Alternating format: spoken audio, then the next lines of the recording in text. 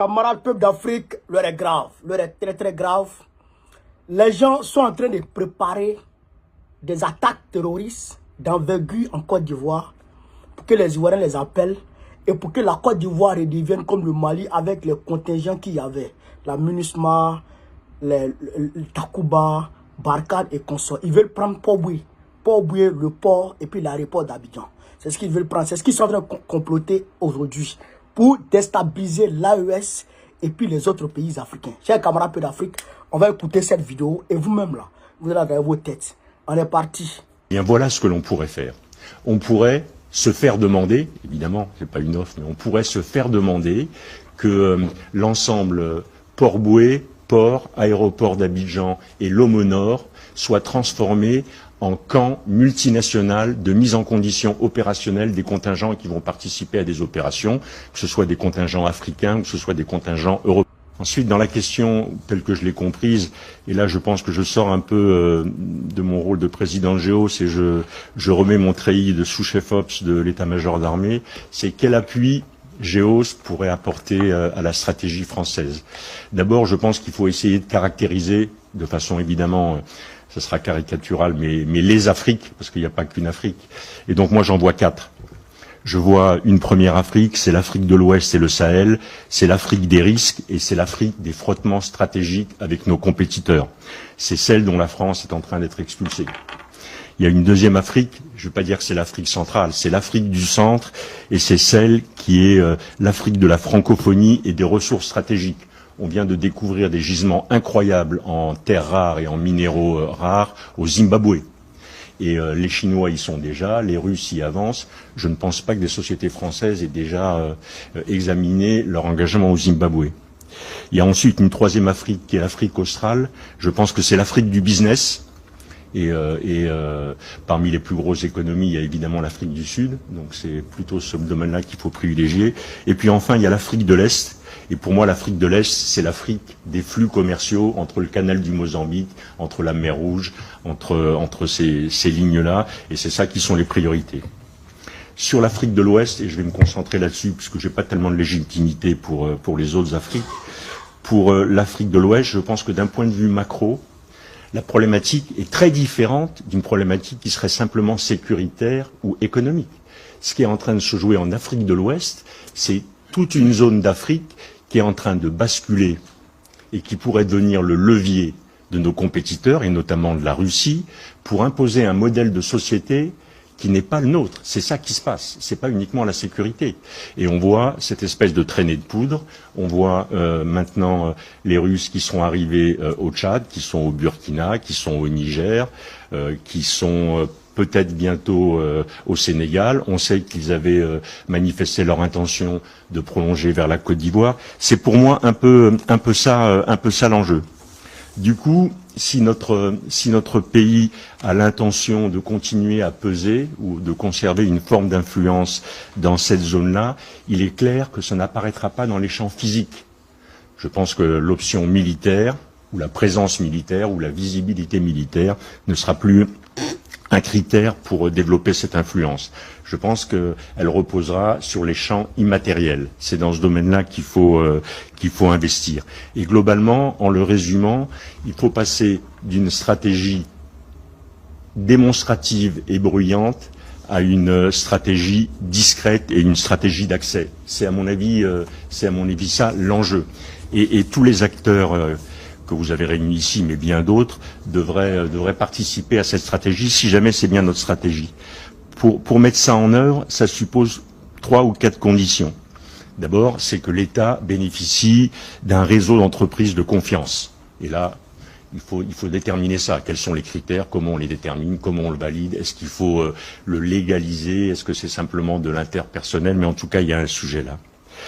La deuxième, c'est que l'État ait la capacité et les mains qui soient un peu plus ouvertes sur les capacités d'externalisation, de transfert d'un certain nombre d'actions régaliennes. Il faut trouver la bonne ligne de séparation des eaux vers des entreprises privées. Je sais que c'est déjà le cas, notamment pour DCI et Expertise France, mais il faut revoir ça dans son ensemble. La troisième chose, elle a été dite, c'est que finalement, il faut sortir de la logique d'offre pour être dans une logique de réponse à la demande. Et dans ce domaine-là, il faut aussi être capable de susciter la demande. Il ne faut pas l'attendre, il faut la susciter. Mais en tout cas, il faut sortir de la logique on va vous fournir que des pneus gauche de camion, si jamais il leur faut un pneu gauche et un pneu droit. C'est quand même un peu ce qui s'est passé pendant un certain temps. Et puis enfin, et c'était aussi une des conclusions qui a été évoquée, il nous faut avoir une structure qui soit une structure capable d'intégrer de nombreuses capacités. Je pense que un des sujets de l'influence, un des sujets des capacités à développer, c'est pas tant les métiers. On a des gens qui sont très bons dans les métiers. C'est la capacité à coordonner tout ça. La solution à l'influence, la solution aux crises, elle est pas tant dans le matériel, elle est pas tant dans l'expertise, elle est dans la capacité à coordonner. C'est ça qui détermine l'efficacité. Et c'est là qu'on doit aller. Un dernier mot encore pour dire qu'est-ce qu'on pourrait faire ou comment on pourrait essayer d'expérimenter ça. Je me suis posé la question, quand j'ai vu la volonté ou la décision politique de réduire profondément nos effectifs prépositionnés outre-mer, je me suis dit qu'est-ce qu'on pourrait faire pour illustrer ce que je viens de dire. Eh bien voilà ce que l'on pourrait faire. On pourrait se faire demander, évidemment, c'est pas une offre, mais on pourrait se faire demander que l'ensemble Port-Bouët, port, aéroport d'Abidjan et Lomé Nord soient transformés en camp multinational de mise en condition opérationnelle des contingents qui vont participer à des opérations, que ce soit des contingents africains ou que ce soit des contingents européens. Voilà ce qu'on pourrait faire. Et dans ce domaine-là, comment on fait pour baisser la visibilité d'un projet comme ça? C'est extrêmement simple. GEOS l'a fait en Afghanistan, GEOS l'a fait au Mali pour assurer le fonctionnement et la vie d'un camp. Ensuite, DCI est capable de faire de la formation sans porter spécialement des uniformes français. Expertise France est capable de faire le reste. Et là, on a un projet, dès lors que les Africains nous le demanderaient, qui serait d'abord intégré avec tout ce qu'on est capable de faire sur les mines, sur la formation médicale, sur la formation militaire, sur la livraison de matériel. On peut aller plus loin, on devrait aller plus loin. Cet intégrateur, il devrait être capable de balayer le champ depuis l'humanitaire jusqu'à la formation militaire, du culturel jusqu'à l'entraînement de gens sur le camp de Lomé Nord, qui est un champ de tir assez connu. C'est un peu ça que je vois comme capacité d'intégration. C'est un peu comme ça que je vois la façon dont notre pays pourrait conserver une forme d'influence en Afrique, tout en respectant évidemment et tout en obéissant aux instructions qui nous ont été données ou qui ont été données par le pouvoir politique. Voilà, ça c'est un exemple particulier. Je pense qu'on peut les multiplier à l'envi. Il faut simplement qu'on ait envie de faire quelque chose comme ça. Monsieur le vice-président, j'en ai fini. Merci, monsieur mon général, d'avoir développé les quatre métiers de GEOS. Je vais donc laisser la parole maintenant à monsieur Fringant, qui est le président directeur général de Défense Conseil International. Monsieur le Président, Mesdames, Messieurs les parlementaires, chers amis, merci de me donner l'occasion de m'exprimer. DCI, Défense Conseil International, a un statut très particulier. Nous opérons plutôt dans l'ombre. En tous les cas, c'est un honneur d'être devant vous aujourd'hui. Nous sommes un outil de coopération et de rayonnement de la France depuis plus de 50 ans, mais comme vous allez pouvoir le constater, malgré ces 50 ans d'existence, nous sommes un outil neuf en termes d'influence française en Afrique. Pour éclairer mon propos, si vous me permettez, j'articulerai celui-ci en 3 temps. Dans un premier temps, très rapidement, je rappellerai en quoi, et je vous exposerai en quoi DCI est un outil d'influence très particulier au bénéfice ou à la disposition du ministère des Armées. Avant d'évoquer devant vous la stratégie que DCI a retenue ces dernières années pour se positionner comme outil d'influence en Afrique. Et enfin, je terminerai en évoquant les résultats intéressants que nous avons pu obtenir ces toutes dernières années, et notamment durant l'année écoulée. Premier point en quoi DCI est un outil d'influence de la France et plus particulièrement du ministère des Armées. Pour aller à l'essentiel, je pense qu'il est important de revenir à la genèse, à la création de DCI. 1972, DCI a été créé pour accompagner les grands contrats d'export à l'armement et assurer la formation opérationnelle dans le cadre de ces grands contrats d'export. Et donc c'est en qualité d'auxiliaire et afin de ne pas obérer la capacité opérationnelle de nos forces que, sur décision et à l'initiative du ministère des Armées, cet organisme a été créé. Peu à peu, avec le temps, et en qualité d'opérateur du ministère des Armées, DCI a été chargé d'assurer plus largement des transferts de savoir-faire opérationnels des armées dans l'ensemble de leurs domaines de compétences, y compris les plus critiques, et en intégrant les savoir-faire de la Direction générale de l'armement. Tout cela, évidemment, vous l'avez compris, dans le cadre de programmes de coopération internationale. Pour résumer cela, je reprendrai les termes de notre raison d'être, inscrite dans les statuts, qui consiste, 1, de contribuer au rayonnement de la France et du ministère des Armées, ainsi... Camarades, vous venez d'écouter, hein? Ils sont à l'Assemblée nationale française comme ça, en train de chercher des voies et moyens pour aller recoloniser l'Afrique. Est-ce que vous avez compris ça? Est-ce que vous avez compris? En fait, c'est pour aller recoloniser l'Afrique. Comme ils voient que la France est en train d'être chassée de l'Afrique, notamment l'Afrique de l'Ouest, donc il faut aller recoloniser l'Afrique parce qu'ils ont toujours considéré l'Afrique de l'Ouest comme une colonie française. Vous entendez, il dit outre-mer. Outre-mer, outre-mer. C'est pas comme ça qu'on appelle les Caraïbes, les Martiniques, les Guadeloupe, les Guyane. C'est pas comme ça qu'on les appelle la France d'outre-mer. Mais ce qui va nous permettre ici de comprendre leur stratégie, déjà, écoutez, DCI, Défense Conseil International. En fait, c'est une structure qui n'est pas strictement reliée à la France, mais qui travaille pour les armées françaises en sourdine. Même chose que GEOS, qui travaillent, en fait, qui sont comme des services secrets, qui sont comme des mercenaires de la France, comme, comment on appelle ceux-là, les légionnaires, qui ne font pas partie intégrante de l'armée régulière française, mais qui sont, on va dire, un détachement ou des mercenaires en tant que tels de l'armée française. GEOS, DCI, tous travaillent dans ce contexte-là. Mais il dit ici qu'il a énuméré les 4 Afriques selon lui, l'Afrique du Centre, l'Afrique de l'Est, l'Afrique du Sud, l'Afrique de l'Ouest, l'Afrique de l'Est, l'Afrique du Nord et tout. Et il a parlé de l'Afrique de l'Ouest parce qu'il dit qu'il a plus de légitimité à parler de l'Afrique du Nord. Légitimité, c'est quoi? Avoir le droit de parler. Bon, en quoi est-ce qu'un Français a le droit de parler de l'Afrique de l'Ouest par rapport aux autres parties du continent? En quoi est-ce que... Là, ça veut dire qu'il est en train de nous dire qu'eux, ils considèrent toujours l'Afrique de l'Ouest comme leur précaré. Oh, quel précaré? Comme une partie de leur territoire. Vous comprenez ça? Ils considèrent toujours l'Afrique de l'Ouest comme une partie de la France outre-mer. Vous comprenez ça? C'est pourquoi il parle de légitimité. Maintenant, les mots ont leur sens. Hein? Les mots ont leur sens. Il dit, on va se faire demander. On va se faire demander. Vous comprenez ça? On va se faire demander. Je voudrais qu'on réfléchisse sur ça. On va se faire demander.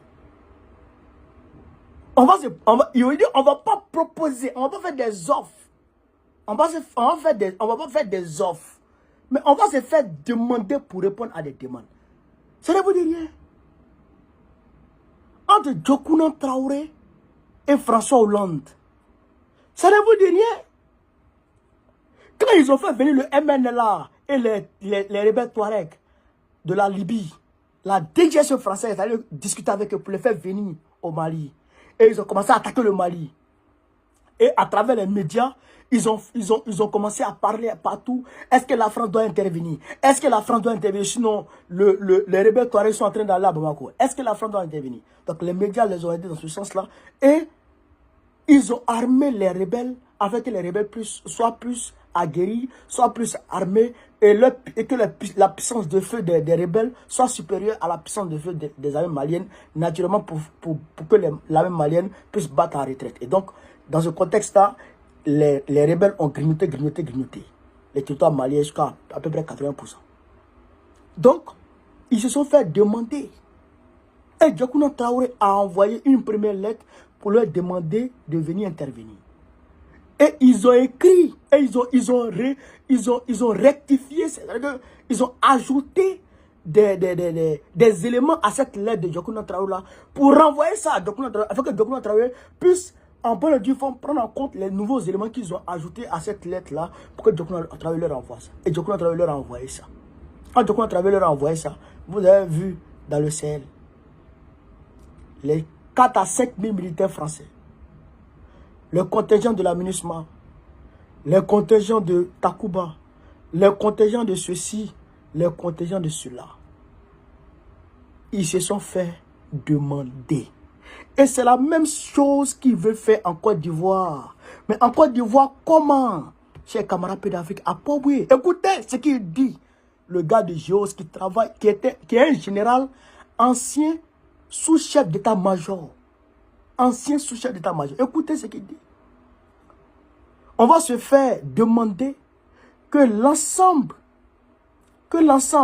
Poboué, Port, aéroport d'Abidjan, Port et l'Auto-Nord soient transformés en camp multinational de mise en condition opérationnelle des contingents qui vont participer à des opérations en Afrique.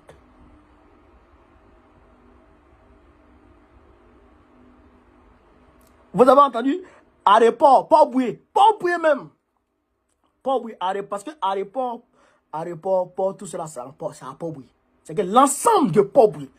L'ensemble de Poboué. Est-ce que c'est pas pour ça qu'ils sont en train de casser l'abattoir?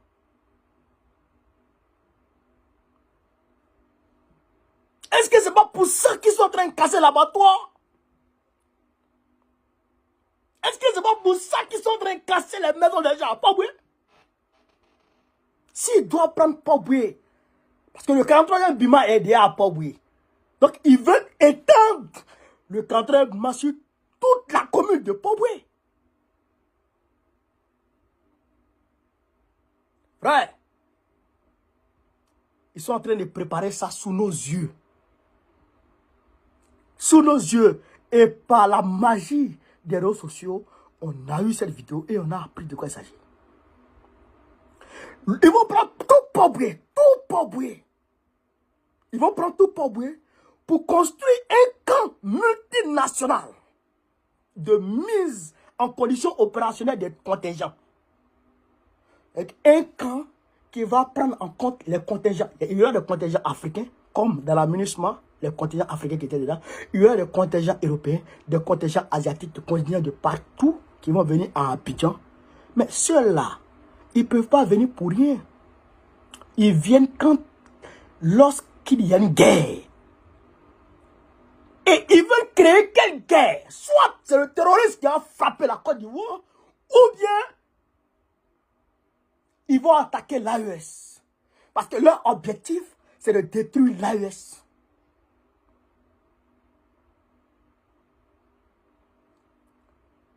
L'heure est grave, mais l'heure est très grave. L'heure est très grave. Frère, nous on regarde là, eux ils regardent là-bas. Mais, il y a Dieu. Si ce n'était pas Dieu, on n'allait pas savoir ça.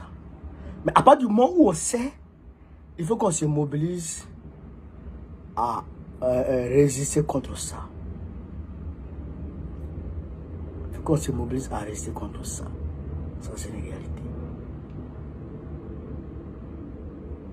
Camarades, je vais vous demander de partager au maximum cette vidéo. De la mettre partout à travers le monde entier. Moi-même, je suis dépassé.